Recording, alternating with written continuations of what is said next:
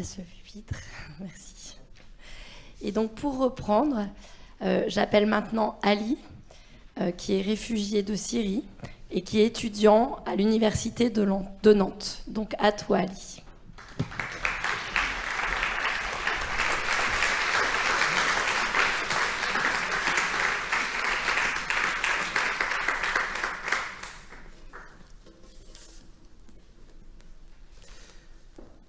Je regarde ma montre. 8 heures. Ça fait 8 heures que je suis dans ma voiture. En 8 heures, j'ai le temps de changer de continent. D'aller de New York à Paris. En 8 heures, j'ai le temps de regarder un film de 2 heures et de le revoir 3 fois si j'en ai envie.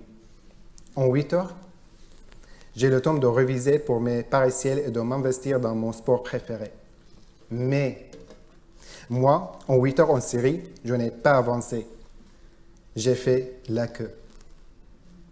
8 heures, c'est le temps qu'il m'a fallu pour mettre uniquement 25 litres d'essence dans ma voiture.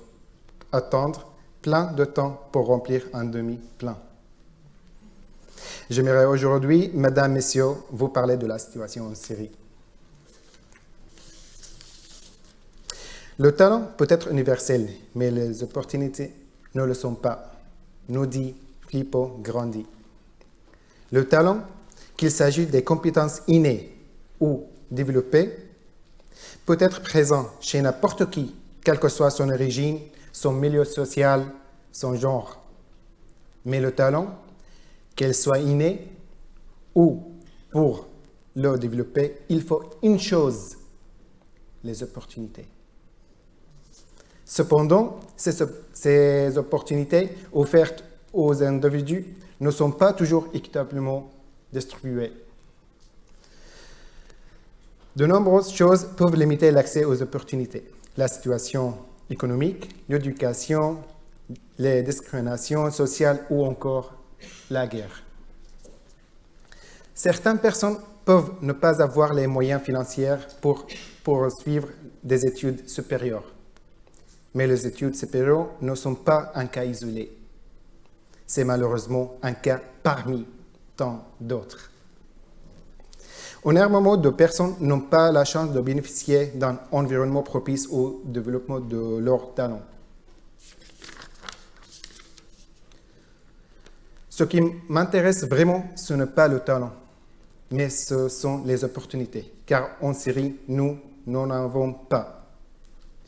Des millions de jeunes en Syrie n'ont pas le choix d'aller au service militaire. Ce service militaire a toujours été obligatoire, mais depuis 2011, au début de la guerre, il ne s'arrête plus à 2 ans, comme avant. Il est illimité, et si on a de la chance, on peut finir notre service vivant, mais ce n'est pas toujours le cas. Tous ces jeunes doivent se battre contre les révoltes syriennes, contre leur propre peuple. 10 ans. 10 ans, c'est le temps qu'un ami à moi a passé au sein du service militaire. 10 ans sacrifiés pour un révolté, combattant sa propre révolte. Heureusement, il est vivant aujourd'hui. Mais quand il est sorti, il n'avait aucune expérience pour commencer sa vie professionnelle.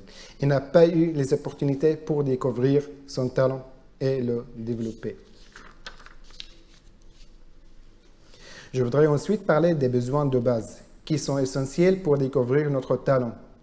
Selon Maslow, les besoins psychologiques et la sécurité sont les 2 besoins à la base de sa pyramide.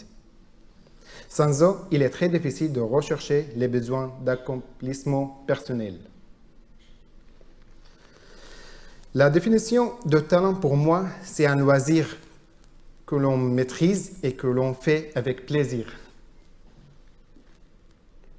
Mais le talent vient difficilement quand on fait 2 heures de cours quotidiennement pour nos besoins alimentaires et quand on n'a pas tout le nécessaire pour vivre confortablement. En Syrie, nous avons seulement 2 heures d'électricité par jour, pas de chauffage en hiver.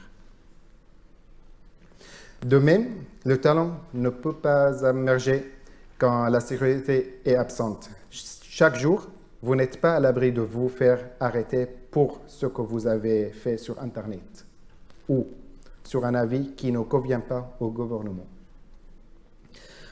Selon une étude faite en Syrie par le Centre syrien de recherche sur les politiques, en 10 ans, 470 millions de civils sont morts pendant la guerre. Imaginons que Lionel Messi ou Kylian Mbappé résident en Syrie. Malgré leur talent indéniable, ils ne pourraient jamais devenir champions du monde. Leur carrière sportive sera affectée par l'obligation de servir dans l'armée jusqu'à l'âge de 30 ans ou plus, ce qui correspond à l'âge de la retraite pour un footballeur. Revenons dans ma voiture en Syrie, où ça fait 8 heures que j'attends et que je n'ai toujours pas avancé.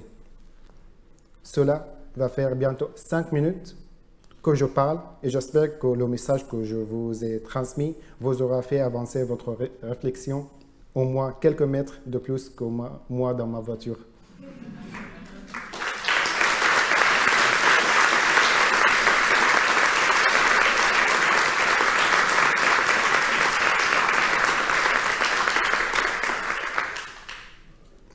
Le talent n'a pas de sexe, nous dit Rosa Bonheur, célèbre peintre française.